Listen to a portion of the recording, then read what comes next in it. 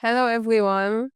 I'm Aminata Kanbalde. I'm your host for this event today. And I would like to wish you a happy International Women's Month.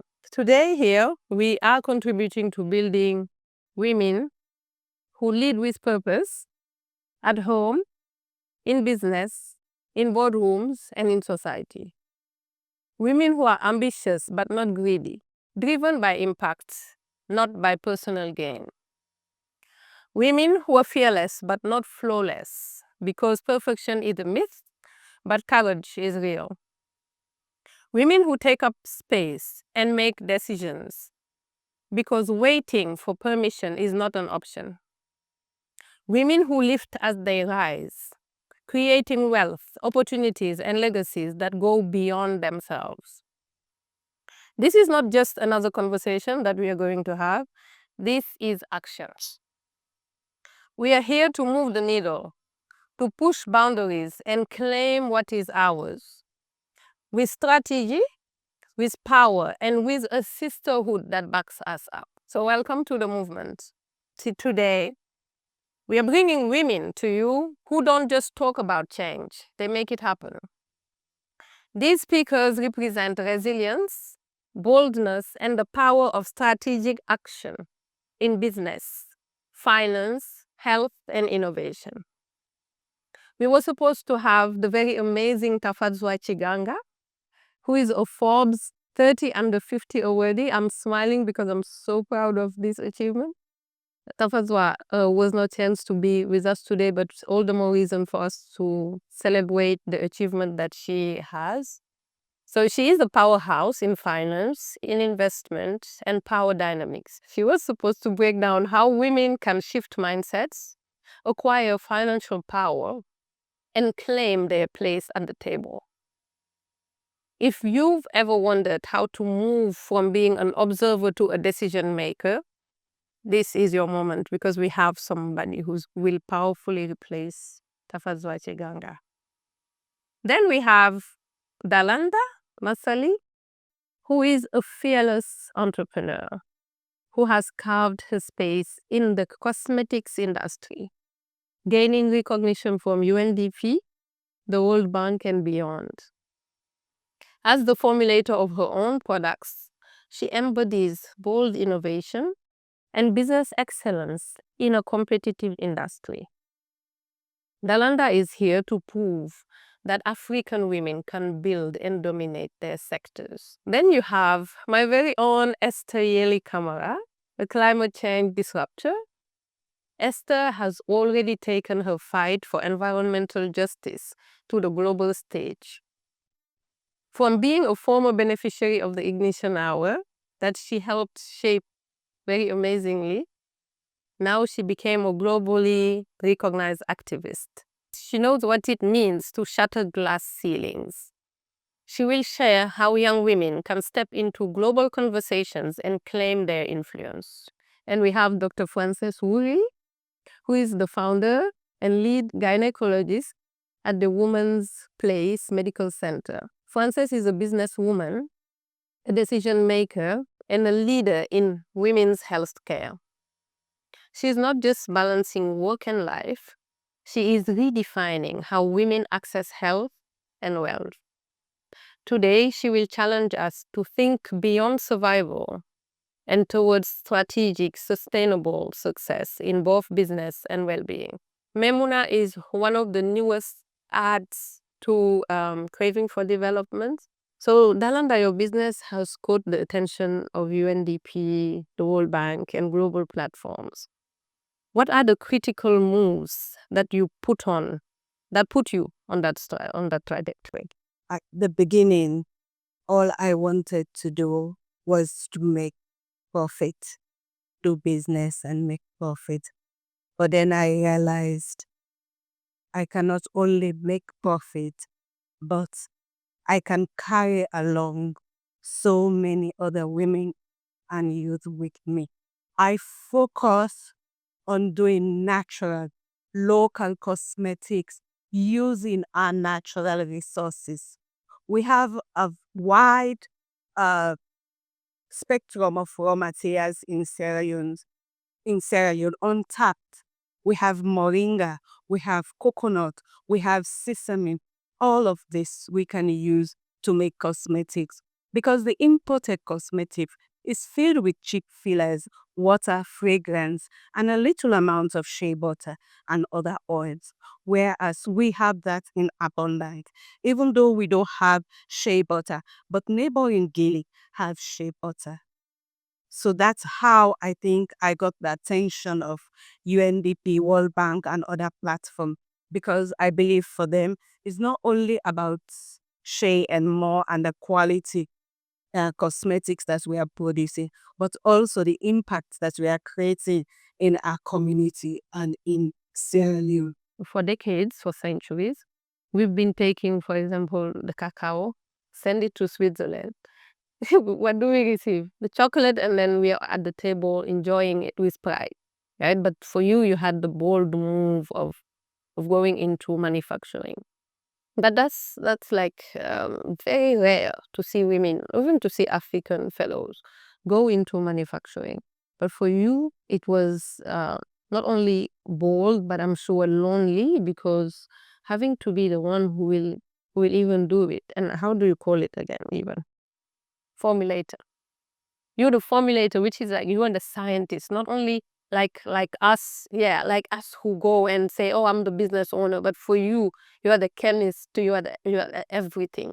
So what led you? What type of characters led you to embracing and even unlocking, opening the door to manufacturing in this setting that you didn't even have a role model to showcase? I believe one thing we women have in common is that determination spirit. When we set our mind into doing something, we try to overcome all the challenges. We see them as experience taking us forward. So for me, when I started, I was doing YouTube, but then I realized this is cosmetics. It will end up in your bloodstream. So I enrolled in an online course in UK. So I'm a certified cosmetic formulator. So knowing that I have that skill, I have empowered myself. There is nothing I'm going to fear. I know what I'm doing. So that determination is in me. I'm not relying on somebody to do it for me. Then I rebatch or I do white labeling. So that was the first barrier that I overcome. As I know I'm not dependent on somebody 100% to do the production for me. So I'm in total control. There is no fear in me. And with the ladies I'm working with also, I'm noticing that because they are gaining experience, there is no fear. We are ready to challenge the manufacturing space. We are ready to challenge imported cosmetics because we know what we are doing. We have the raw materials. The supply chain is there. We overcame fear. Well, yeah. So can you elaborate on that? Because I'm sure people who have decades of experience in business development are still super scared, right? It's like they're scared of maybe even journeying into those spaces, talking about being maybe a board member, or even talking about those amounts that Memuna was talking about. So I think I've overcome the fear of production. But I'm not scared anymore to ask for big amounts, $1,000,000. I'm ready. Esther, you've graduated from student activism to global engagements.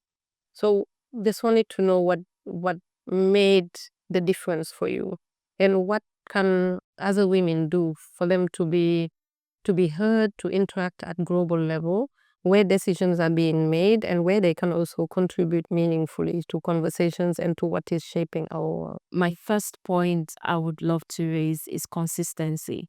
Sometimes a lot of young people, we see people on social media, we've seen how much they've achieved and the work they have put in, but then we are not ready to put in that same amount of work.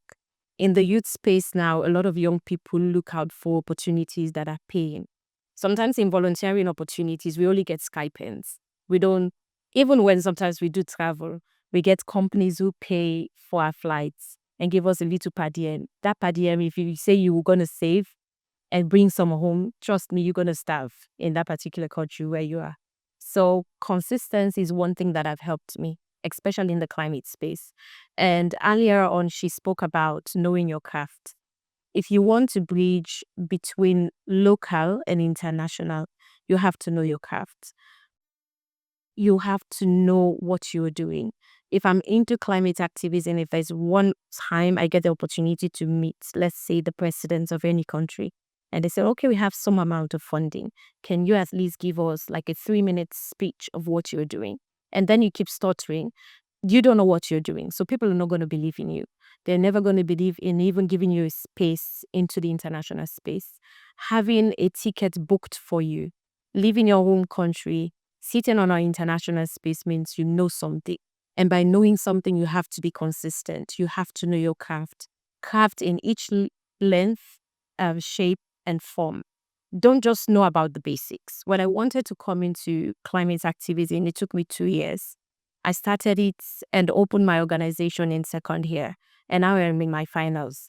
In that 2 years, I learned everything I needed to know at that time, because the space is a space that evolves every time. So knowing, reading, doing research, connecting with people online is what has made me, what has brought me into this space. The third thing is about telling your story. In the international space, they might know you locally, because Sierra Leone is a very small country. We all know each other. I know most of you guys here in the audience. We've met either on summits or conferences or talk shows like this. But telling your story online. I first of all run a climate education page on TikTok. So most of the time I spend my Saturdays talking about the climate crisis and how would young people come into this space to work hand in hand with government into bringing all of this down. When people listen to you, they know your story, they look at the work you are doing locally and in your community, the impact you've created, they have some sort of faith in you to want to invest in what you are doing. And when we say storytelling, don't just be that one person who just want to post on a random base. Say because, oh, I see someone doing this, I want to do it. Let your story be original. Let that be your story. Let it come from you. There was a funding we applied for, my organization applied for last year. We were shocked when they asked for our organization's TikTok account. That was what led us to opening one, because they wanted to see how is our story helping people, our impact, how many people is it reaching. Both speakers have already talked about it. Don't be afraid of asking. When you know your craft, you're consistent in it, you tell your story, you already know how much you're worth as a woman. When I started, I explained to a guy what exactly I wanted to do and how much I wanted to navigate the space.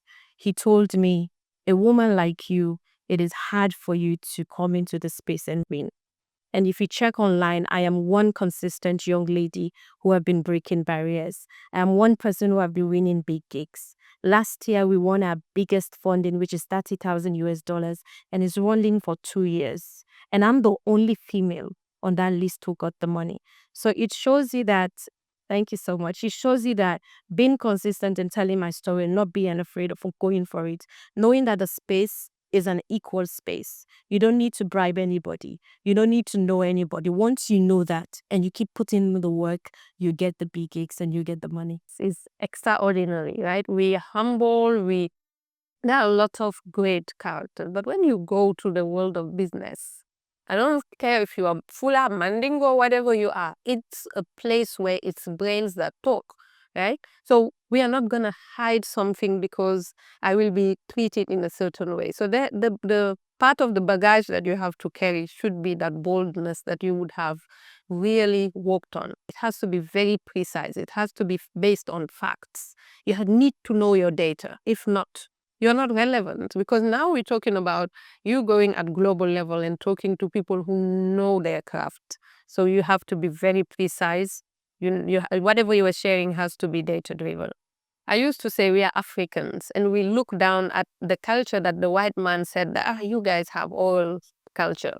You got nothing, which is false. We have writing. Here in Sierra Leone and in Liberia, you have the Bassa writing.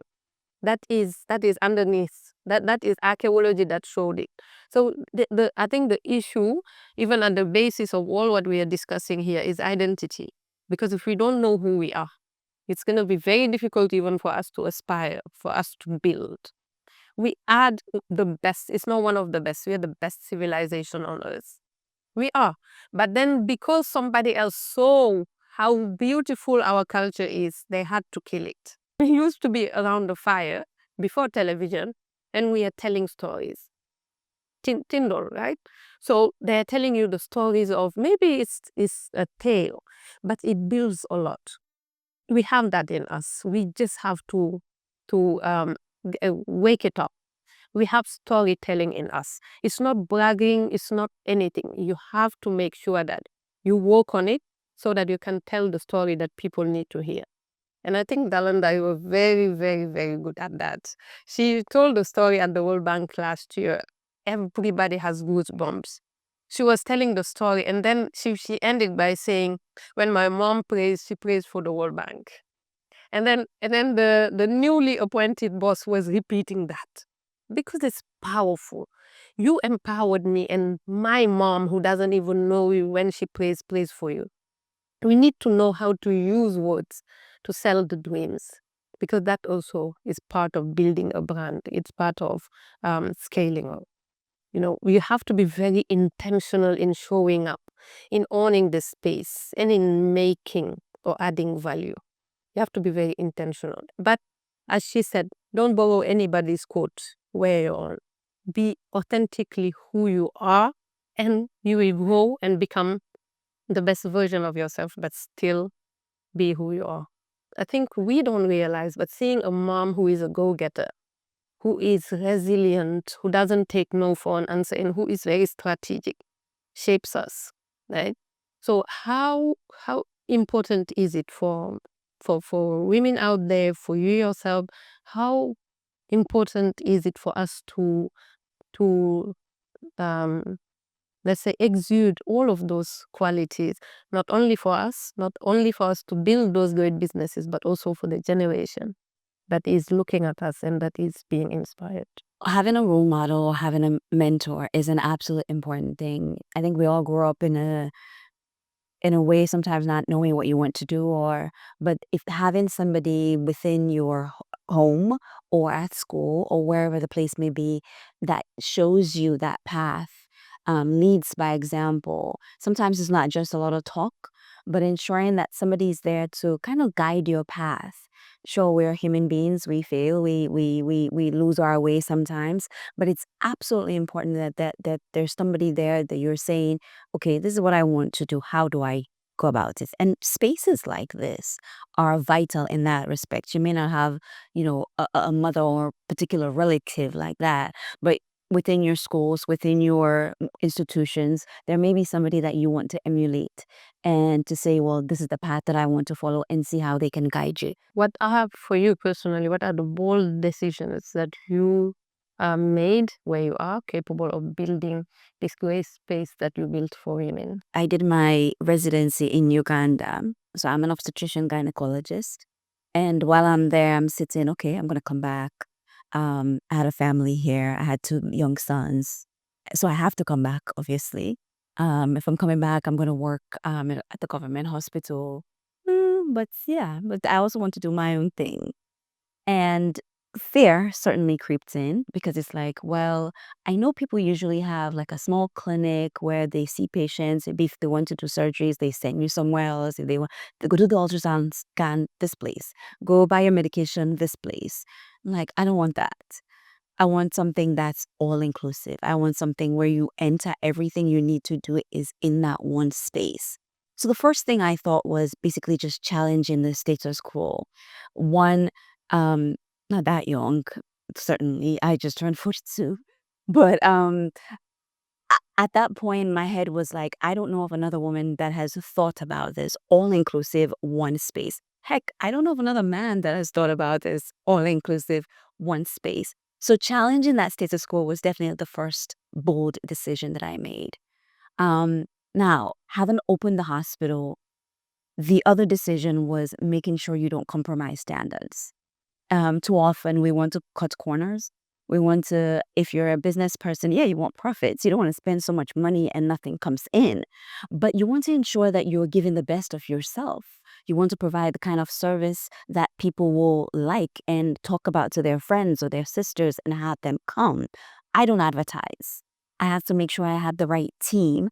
I have to make sure I create the environment that feels homey, warm, welcoming, and provide the service that you don't have to jump on a plane to go to Ghana to be able to do right here in Sierra Leone. So that was the second thing, making sure I don't compromise standards. It was absolutely important for me. The third thing is owning my voice. Now, there are so many cultural and social taboos in this environment. I am a Muslim. There's some things that your mom, I'm sure, has not spoken to you about as you're growing up. There's certain things you had to learn about, on your own. But I realized that I'm in this field for a reason. Um, and one of the things that I have really liked doing is engagements with adolescents. By that I mean, I'm not afraid to talk to young girls about sex, about period, about reproductive health, about contraceptive, because I've been doing this work since 2009. And that means I've certainly seen young girls being pregnant. I've certainly young girls having certain sexually transmitted diseases. So it means they're not aware. The awareness is low. So me having that voice where I can engage, what I'm doing is prevention. Me having like important topics to talk about. Now, I don't know if you all have heard about Safe Motherhood Bill. That's, on the go right now. But making sure that in this role that I have, I can educate people on what it means, benefits, pros and cons, because so a lot of things have pros and cons, but making sure people are aware. Um, Things that people don't usually talk about, menopause. As you're getting older, you're away from that. But as you're getting older, you start thinking about the other side of your life.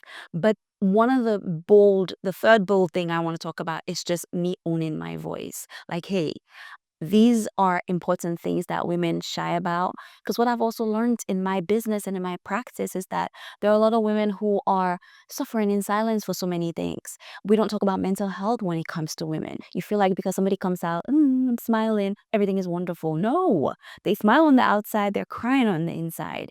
Creating those safe spaces where people feel comfortable to have certain conversations, to know that they can vent, that is absolutely important. So for me, it's just breaking that taboo of certain things that we don't talk about within our communities. Those are the bold steps. And I think you were breaking the barriers. We think that if we tell them, if we inform them, they will go and do. But we did not inform them for decades, yes. But they're doing it the wrong way. They're getting pregnant too early, and then the consequences on them. Or die. Yeah, on the kids they're bringing to the world, or even the sicknesses that they're being exposed to. Legally, it's unethical on a medical standpoint for you to advertise. So that's the first thing. But we do have a TikTok channel. I have a young lady who runs that. So every week or every 2 weeks, I do make 5 or 10 minute what should I say, videos on health issues. We talk about different things from contraception to cesarean sections and vaginal health. It's there. The Woman's Place TikTok page is up and running. So that is the visibility aspect. It's not like, hey, come see me. It's not like that. But it's basically just ensuring that you don't necessarily have to come to me to gain the knowledge. And it doesn't mean because people have phones and they have Google that certain things make sense to them. So it's breaking things down in a short 5-10 minute video so that you know how to take care of yourself, how to be safe out there, those kinds of things. So that's the visibility we want. You're savvy. You know what you're doing. It's not that you're not doing ads. You're going where they are. Yes, you don't go. They're on TikTok, so no need for you to intervene. She knows what she's doing. I think there is not a lot we can do if we really don't fall in love with our voices and also with our brains. Let us realize that what we have in our brains is valuable, is beautiful. But if you keep it there, nobody will know it. So you have to like your voice. You have to shape it, and you have to now own it and share. Really appreciated that. Do not compromise standards. Wow.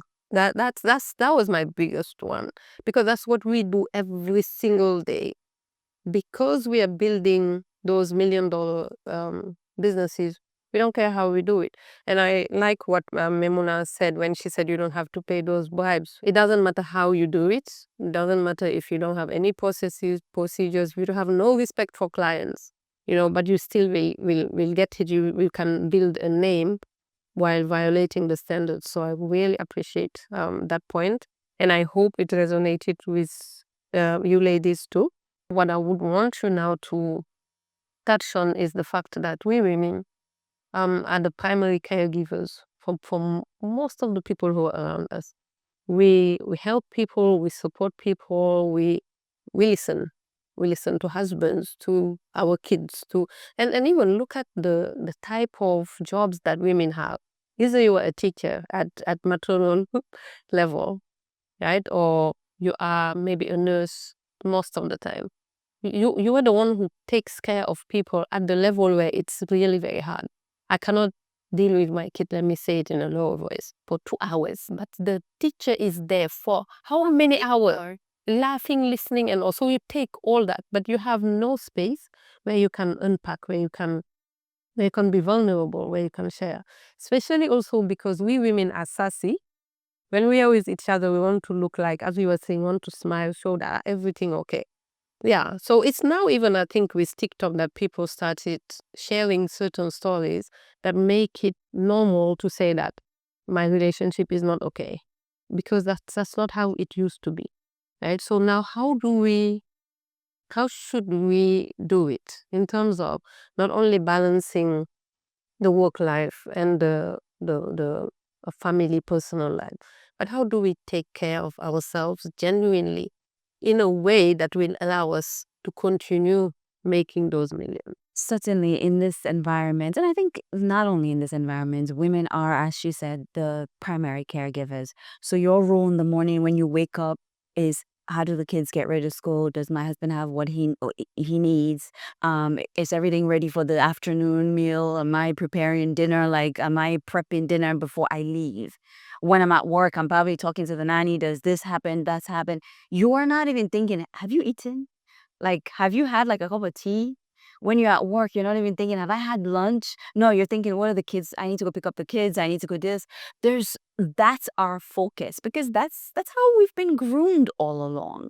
But if you remember that adage that says an empty bag cannot stand, if you're not filling yourself up with all of those good things that you need, care, time, sleep, exercise, whatever the case may be, then you're not equipped in so many ways to be able to pour into your family, the people that you love.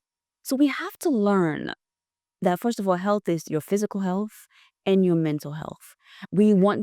A patient is not just, I have a headache, I have a bellyache. How about your mind?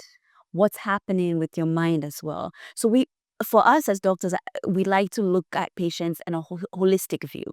You're not just your ailment. You're not just, mibelediat. You're more than that. So sometimes people come in with different things, and I'm like, so how's your life? What's happening at yours? What's happening at your walk? Like, those things, you don't even think that they're related. But if you're stressed at work, you're going to come back repeatedly with a headache. You might even have hypertension. Same way, if your relationship is not going well, you could have other issues. If you're stressed about an exam, you could miss your period. You're not pregnant. But like, all of those things, you don't usually think that they're related. So we have to, first of all, take a break. Stop looking at ourselves as just this person mama, this person woman, this person. You are you. Before you were all of those things, you are an individual. It is so important that you take time out to carve. I always give myself as an example. Now I go 3 months, I take a week off. 3 months, I take a week off. I will make sure another doctor is there, but I won't be anywhere around. Because if I don't do that, especially with the job that I do where it's not a 9 to 5, I can be called at 2 o'clock in the morning. I can be called at 3 o'clock in the morning. I have to be ready. It's not something I can do every day for 12 months. So you have to learn to be able to listen to your body when it tells you you need a break. Even if it's like, I'm going to close this door. I don't want to talk to these kids right now. Let me take a 30-minute break. Breathe, meditate. But don't forget to eat and eat right. We go for the nearest things. We go for the easy things. They're not necessarily healthy. Now, mind you, don't feel like because you're tall and skinny, that means you're healthy. We don't know what's happening. You have to remember to check your, do blood work, at least yearly checks. You should not be the people that only go to the hospital when there is a problem. We should incorporate that whole system of yearly exams, checkup. Nothing is wrong with you, but you're going there like, I come for checkup. Whether it's blood work, whether it's certain exams, to just ensure that you have the right and the clarity to say, I'm fine for this next year. Don't feel like as women, you should know what pap smears are. You should be doing pap smears every 3 years. You should be doing your breast exam every month after your periods. All of those things are important to you so that we prevent, like we usually say, water don't pass gari. You don't want to get to that point now when nothing can be done or little can be done. You want to be able to be in charge of your body. So, exercise. And usually when I say exercise, I don't mean go join a gym. Every Saturday and Sunday, I walk on the beach. I do from one end to the other at my pace by myself. That is my exercise. But it doesn't mean if you can't join a gym, fine, go join a gym. Exercise, eat right, find time for you, zone out. Remember, if you're not whole in all the ways that count, you can't help those people around you. You'll be giving half of yourself. Make sure you pour into yourself so that you can be able to provide and nurture as, in the various roles that you provide. So it's absolutely important. It's not selfish to put yourself first. And that's also something as women we do. It's like, this not important, this not important. No, if you are not okay, the rest of the things won't work. So it's okay to be selfish once in a while when it comes to prioritizing, especially your health. I'm sure we will be asked about how we took care of ourselves, because God didn't create us for us to abandon ourselves. And also you talked about it not being selfish. I think it's self-full. You have to be full. Your cup needs to be full for you to be able to pour into, yeah. So I was giving that imagery to one of my kids, and she kept on looking at me, and I was like, what is it? She said, you enlightened me. Like, oh my God, we've been explaining this, but I never understood. So now if you tell me that you don't have time for me, I will go, because I understand that you too need to replenish, yes. So that's absolutely important for us to take care of that health, to not be afraid of going to check. I was having a discussion with someone, and she said, I was told something scary. But if I go and they tell me it's that, what will I do? I say, if you don't go and it's that, And it becomes worse. yeah, and you're nurturing it, you have to go. So we make sure we take money out of what we're gaining, because the money we're making is for us, right? So yeah, I usually say go for those massage. It's not luxury, it's necessary. It's not luxury, it's me money, na me they make I go chop am small. Yes, because at the end of the day, if you don't benefit from it, it's others who will benefit it when they bury you. Sorry to be very dramatic, but you have to enjoy that. And most of those things are not expensive. You go to number 2 river early morning, nobody there. Now you and the beautiful breeze and the healing, right? Or you have friend. I wanted to say you have a friend. Friend, safe because they go tell the story. But you have meditation, And what also puzzles me is, in this society, we think that meditation and all of those things come from somewhere else. But you mentioned that you're Muslim. I'm Muslim too, but when you look at the Quran, there are many areas where God is saying, I sent this for those who contemplate, for those who think, And there are many things. There are places where God is saying, wake up in the night before people wake up, in that, and isolate and meditate and contemplate. So going to nature and all that, it's not, people will tell you now why tomorrow. Don't worry. You are nurturing yourself, and we owe that to ourselves, because we are the ones who are making the millions. We need also to make sure we are making also the homes. So we need to make sure that we nurture ourselves. What do you think is the one strategic move that women in business, or even women who have not yet launched, what strategic move can they take within 1 year, and they see their businesses that they started today or tomorrow start bearing fruits, or if the business already exists, that it starts scaling up? From my experience, what I would say first, determination. You have to be determined. You tell yourself that I'm going to succeed. Then you sacrifice. I said that earlier. Make those sacrifices, certain lifestyle. Not about your mental, but luxury, in terms of luxury, especially in this country or Africa where we find ourselves. Things are difficult. So you have to let go of certain lifestyle to get what you want. When you get to that point, you'll enjoy everything. Then again, you have to have patience. I said that already. Because that's the three things I always say. Determination, sacrifice, and patience. Be true to yourself. If it's not working, go back to the table, see what you can do. But be prepared with those three things to take you forward. If it involves to pay anything or kickbacks for grants and everything, count me out. Me dey first the money don't do for me, I go kill you. Then you begin point finger, say I dey and almost. Then me no say I no receive almost. The country is small, all man sabi all man. They give you, don't implement. These people they talk. They will tell the next person. So be true to yourself, be honest, integrity, no corruption, be patient. If it not happen today, tomorrow it go happen. And when it happen, you dey face your hand up, nobody no put hand down because you know say yes, this I deserve them. So many people in salon, no one talk about, oh, it's the kickback. Always spending. We women, if not a hair, na sus. If not a sus, na bags. If not a bags, na what? Did I say hair? Perfume. Nothing else. You dey spend clothes. You dey wear there every day, new thing. That's why building something. And we are talking about how come men are building those $1 million businesses and women cannot do it. And we say they're segregating us, discrimination.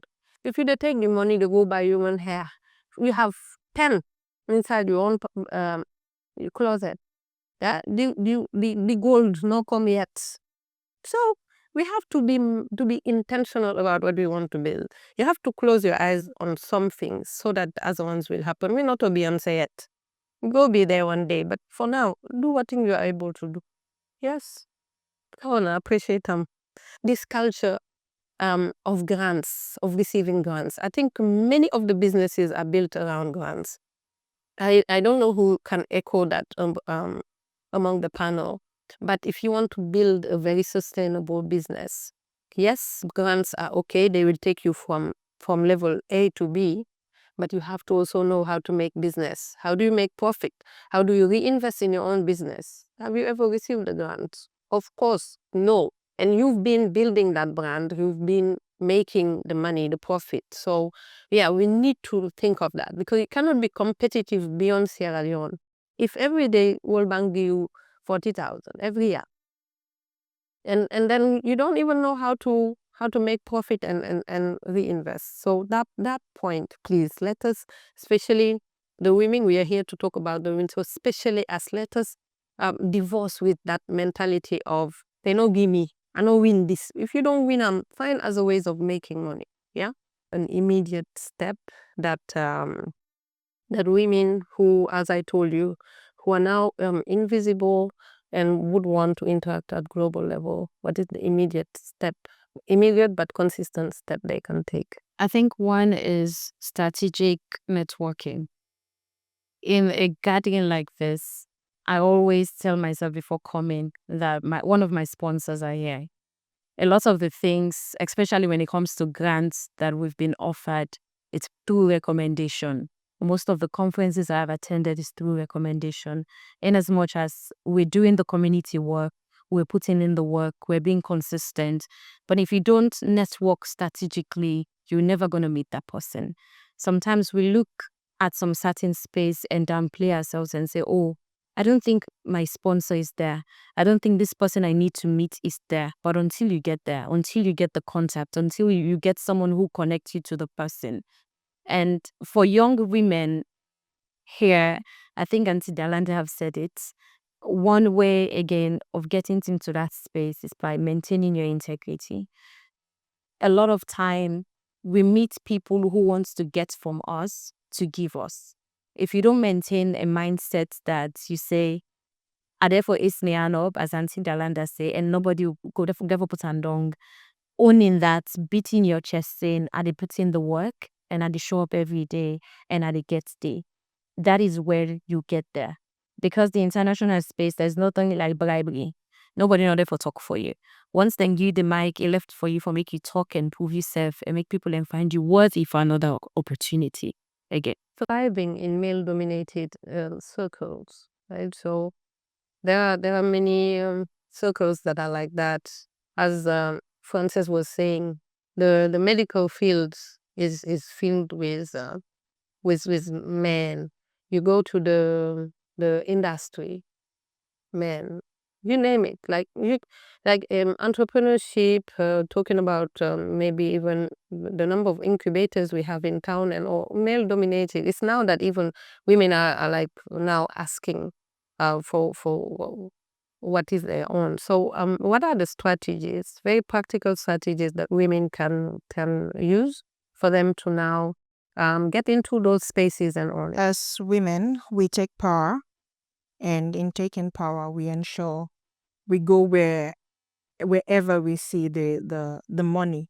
We know power is financial. So if you say, okay, now me get the power, now we get the power. Now the one that we get money, now they get the power. So as a woman, if you're there, ensure you go to all the investment places, be in the spaces, whatever funding spaces you do. If you're not invited, create your own, have your own discussion, invite people to come to your own space for them to know about what you're doing and what you're expecting from them and all this kind of stuff. You try to ensure that people know about how they can get access to funding, what they are supposed to do, what exactly are these funding the funding sources, how will they be able to get this amount they are looking for. Definitely. So if you say, okay, this is a male dominated space, they are giving men this particular amount, women, if they're going for this particular thing, they don't give them. No. Now my madam Masali was saying, Hajadalanda. So she was talking about credibility. If you are credible in anything you're doing, then it's all based on people recommending you for your particular product. The same with Madam Fran. She doesn't advertise whatever she's doing. Her medical history, everything that she's doing, it's based on people going, okay, this particular thing is I'm doing this and people are recommending. So for us women, how we take the spaces and we also ensure we are in the rooms. Usai money day, low day. If we really say today this particular investors then don't come at the country, let me try for be there. As a CEO, as a business owner, usually some man can just say, well, me a business owner or me not a CEO. So if you're a business owner, that is and way it be startup, you just get your business idea. But when you don't start, you don't be an SME. You're not a chief executive officer. You get for they implement, they execute everywhere. Madam Dalanda be the tell you just now in one grain, they get for ensure say production happen. Because if you not observe them, you don't get new people them, you don't train them. These people don't know about the cosmetics that she's doing. So she needs to train them. So it's because she's the chief executive officer, she's going to execute all of those duties, assisting them for it to be there. Take the space.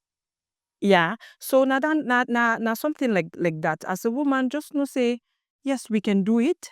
You form strategic partnerships. We establish the talk just now. You where you one grain, say, okay, yes, you can able do them. But if you get people them way you join together, investors then they look for people where it be say, yes, then two people there. So if two people then this particular thing go able for go before. So let's try to have strategic partnerships with people for us to see that our different ideas, our different crafts create the impact that we want. Create the impact that you want, and also create the table. We like finding excuses. Not at all. We like finding excuses. Na mi mano, he did do this, na this, na the picking them, this not me. Those excuses, let me find where to pack them or obey. Yes, you have to know that everybody has challenges. We all have challenges, but we rise above all of those challenges if we are strategic, if we are intentional, right? So let's just make sure that we create those spaces. For example, I will give my example. There is a deputy minister of tourism who was organizing a big event last year. At that time, I was braving my fear of public speech. It will sound weird. Don't look at me like that. Because even my husband was like, what type of communication skill do you want now? Please. And I'm like, you don't know, because we don't have same goals for communication. But I wanted to just have speaking opportunities to kill that fear. Then I called her. It was the day before the thing. And I was like, Khadija, can I be on that panel? She said, I won't believe that. Can you? I said, yes. He said, I was just thinking, who can bring that type of perspective? Please do that. And then I had to tell my husband, please, sorry, but I told him, hey, the minister just called me. He need me on the panel. Because if I tell him that me call, he say, before you call, you don't even tell me. You see that you're spoiling our plans. I had my strategy to get in. But I was in and I was around that table and my voice was heard. So I solved the problem with my husband. Because if I didn't solve it, I would not go. And I had also to find a way of calling to say, can I be there? Right? Sometimes it's you who put yourself in there. When they now hear your voice, when they know what is in here, they start now, you've been here for 11 years in Sierra Leone doing what you're doing. I don't know you. How come? Give me your number. Next thing, you have 5 invitations, same day, you cannot honor it. But at least you did the first effort. Yes, you made it. So our promise to you was that this is not going to be another conversation. We want to hear all of you ladies commit to us something that you really know you will do within this year. And the team is here and we will follow to see if you really did it. It might be, okay, I'm going to have a specific product that will be only for women who are dealing with XYZ, skin problems or hair problems. And I'm doing it to empower women or to uplift them. It can be anything, but it has to be something that is really meaningful for women, but that is within reach. Because by this time next year, we will play this commitment and say, what did you say last year? You know the one. Allah. We're going to create a space where we'll help women regain their confidence by wearing their crown. So help you with your damaged hair. Yes. Yes. So if you wear your crown properly, you feel good. You're more confident. Yes. So that's what we are going to commit. I personally am into a lot of adolescent health, women's health.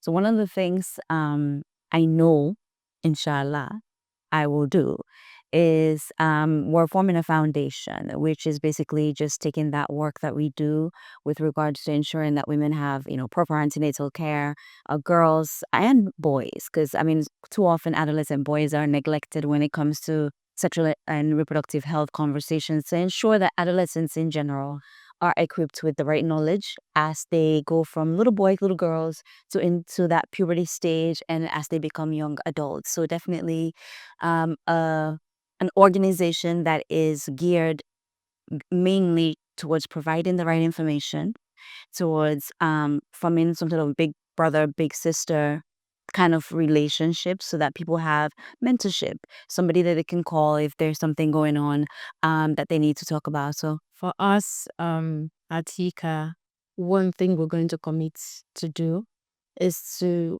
train 20 women. It's going to be a mentorship kind of thing for 20 women. It's going to be for 6 months, because the gap for women in the climate space and in climate governance is really, really huge. And a lot of time we keep seeing repeated phases. That means there are a lot of young women who wants to come in the space but do not know how. So it's going to be a 6 months program and you're going to see results. What I've always wanted was I'm into tie-dye, so I've always loved to have this capacity building skills training for young girls.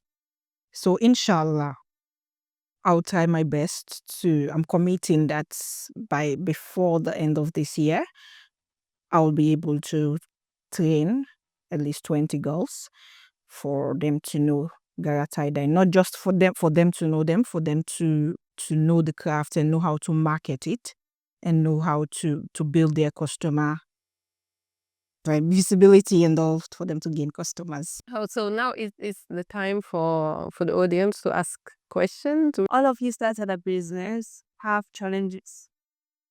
And we are women, right?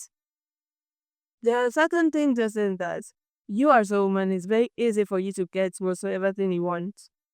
And I said it might be yes and no. I want you guys to clarify for me this. Because if you want, let me say, I want a grant or help from somebody to patronize with me or invest in a business. And if I go to this office and there is this big man, when I go there, I propose my business, I pitch out my idea, and then you'll see that the business idea is very nice, but they'll come with a demand that will ask you, I will grant you this if you do this for me. Can I be specific? Some will even want to have sex with you. Some want to have sex with you in order to grant you what they want. And if you refuse to do that, you won't have any benefits from them. That's one thing that's also delaying businesses. And also the mindset. The mindset of our families as a young girl, depending from the family you're coming from. If they have those archaic views that women should be in the kitchen or doing other stuff, keeping the kids clean or taking care of kids, and you want to be creative and go out there to spill out what you want to do, you have family challenges. I was like, you are the first person that want to break this. You will not break the love with family. Like, you will not be the first one to do this. And you say that if you're a girl, it will set you back. Because one, you don't know how to get out from your family. And I want you to help me how to conquer those things. I've been the one encouraging women to take good care of themselves because I noticed that as a woman, especially those of us with husbands and children, and maybe my age, you also have an old parent, we are busy taking care of everybody, forgetting about ourselves. And sometimes I notice that if your husband wants to eat, let me say, okay, somebody or a doctor tells him, you don't eat carbohydrate, you eat fiber. If it is the last money in the house, we will take that money to look for fiber for our husbands. When are we going to flip that coin and take the last money and look for fiber or something for ourselves? So I've been encouraging people on that. But I noticed that I have this phobia of hospitals. There was a time I came to your hospital, but I was not able to see you. And this year or last year, I made an appointment. To make a commitment toward your health right now. That will be your commitment and we will hold you accountable by next October. Okay. So I'm making the commitment that before the end of this year, I'll go and do the checkup. Yep, I accept it. Yes, I think so. But October will come to Lamaro and strength to this. I do have the means to get some opportunities. Not everyone sees these opportunities. Not everyone actually knows the reason why they hold their phones. Most times people are on TikTok, not for relevant purpose. Some are there for irrelevant reasons, listening to halahalas in Creole and all those things. So I'm making a commitment today that I, Mariama Sahid, I'm going to use my opportunities that I have, my resources that I have to create opportunities where I'll empower young people, I'll empower my fellow women to be able to get access to these opportunities. I've started that today. I ordered 12 books of Lead and Live Your Best Life, which was written by Madame Ariana. And I'm embarking on a journey of encouraging people to write their thoughts and their feelings in journal. If you recall, you made a statement earlier of going to the beach and you made a mention of going with a friend, and then you were like, oh, sometimes our friends do not actually keep our secrets. Embark on that journey where you track your progress, write what you want to do on a weekly basis, on a monthly basis. At the end of the year, you know if you achieved what you wanted to achieve. I'm making that better. What will you do with the book? I'm going to give those books out to all, because I do leadership trainings. Mostly they call me to mentor young women. So I'm embarking on that journey. I've asked Madam Ariana to actually train me more to understand the reason behind her writing the book. Though I want to mentor people from my perspective, but I also want to understand the reason why she wrote the book and how I can encourage people to use that journal. Your thoughts is good, but put it down, and sometimes you don't have to disclose it. Thank God for Sierra Leone and the world at large giving women opportunities to talk. But a lot of times women have the possibility to be very cheeky and sassy when they know, oh, we're in this space, we're in leadership position, innovative roles and all of that. And they don't want to be submissive, especially when it comes to relationship. Because don't tell me to do this. I do 10, you do 10. We share the responsibilities. So don't boss me around. So what would you do in those cases? Because women can be influential at times, but man, they're afraid for going there. Man, they're afraid for settle down with them, because in as much as they are okay and everything, their attitude, their personality is not good. What will be that? And the question that I have is, let's say this person have this business idea and want for pushing self go before, but don't have the funds. You talk about grants, but no self how they're able to get these grants. What is she going to do about it? I know, again, the conversation is more around women going through so much discriminations, especially when you want an opportunity and you knock on a man's door, and they will, of course, ask for something in return. But it also happens to us with the men. Sometimes we don't speak about those things. Most times we just feel like, oh, we the women, we are the men, we are the women, they want something from us. We also, most of the times, people ask us to pay back in different forms, which for us, it takes integrity, but it's not so much common to talk about, and we don't want to, maybe sometimes we just keep it to ourselves. How do women step into their realm of leadership, unleashing their potential and power, while contributing, of course, to a just world that's equity, equality, and a 50-50 world? Can you repeat that? How do women step into their realm of leadership, unleash their powers, and contribute to a world that is 50-50, like, I mean, a just world? For me, if it's my money you want, I can give you my money. Because my money is monetizable, I can give. Because I can even understand that when you maybe help me get the contacts, I'm not saying I'm not deserving, but maybe you had my contacts at that place, you were helping me, you were even guiding me or whatever. I can understand. I give you you didn't ask, right? Courtesy, maybe I want to give you. But you ask me for my physical integrity. If well, people are different. I start speaking French because I'm so pissed by the thing, But people are different. Some people would give it. They don't care. That's even, somebody was telling me yesterday, but it's fun for them to give it. If it's fun for you to give it, give. But if it's for you, it's really an aberration that somebody is asking you. Make them understand quite well. It's not a question you will repeat twice. It's not part of what is bargainable. Yes. So we are we also, there are a lot of things we were not taught. One of them is also boundaries. Saying no. No is easy now. And you say no, you move. And there are many other ways. And that's why we need to talk, because these women will tell you how they did it without giving anybody anything, not part of my body, not money. But I still did it. That exists. For parents, they are precious. Yes, God is with them. So if they talk to them nicely, come close to them, buy them something that they like, say, Daddy, this, I'm doing it for the greater good, but not be harsh with parents. That's my own belief. I think, what was the other question? So, And lady in red. yes. So for you, it's like how to even start because you don't even know how to get the grants and all that. You never start a business with a loan, for example, or expecting a grant. People have to see what you are doing. They see the impact you can create. Craving for Development has been created in 2018. 2018, the first time we got an implementing partnership was in 2021. That one finished. I'm doing my own consultancy, putting back the money into the organization.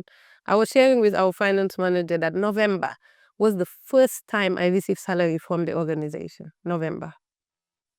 Because now people see what we are doing, they believe in it, and they can now trust and put their money. Right? So I know you're talking about business, you're not talking about philanthropy and stuff. And to me, you women, I'm not inviting you to go into philanthropy too much and depending on grants. Go for the investments. Ask for those $1 million, but then build the systems, build the processes. So money, most of the time, is not the biggest problem of entrepreneurs. That's what you think. Your biggest problem is, this is what I know, this is my idea, but I cannot do anything with the idea. Who can come and help me do it? Who is the staff? Who is the brain? And then when they come, you build the processes, the systems, so that the edifice is strong.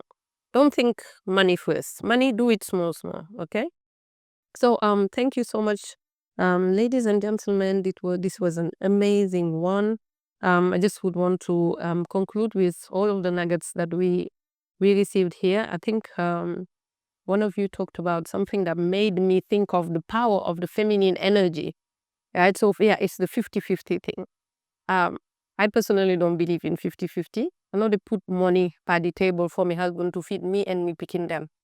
No, if I have money now and I want to invest, I don't want to keep on giving examples. If I can give my husband expensive gifts that he didn't even think of, but I know the 50-50 with you. Yes, now you call me, say you are married. You call picking me, say let me get picking. Hey, take your responsibility. You not the man, me not the woman. Now if I get the money, yes, I will invest in my house. Tell you sabi, this woman either work, either make money. But if the minute you tell me 50-50, now the minute I they run, because 50-50 now they're not also God create the world. Now for we, it doesn't mean that somebody is taking care of you financially in the house, that your own worth is diminished or what. That is another discussion. There is power in the feminine energy, power in the. Then this is, I think, the problem where now we don't even have real men. That's why we are suffering. Let them be men. Full stop. I think that's what I would want to say on that. Coming back on the rest, restore, replenish, take care of yourself. I have a staff who used to tell me, you are the queen of soft life. Say thank you. Yes, I take the soft life. When it's hard, I show up. I never say, oh, it's too stressful, I'm not there. I am there when it's hard. But when I need the soft life, everybody, husband or picking or they all know, oh, time for her to take care of herself. Even if it's for me to take my beads, to talk to my Lord, they come. Nami time. So we need to learn how to do that. It's not selfish, it's self-full.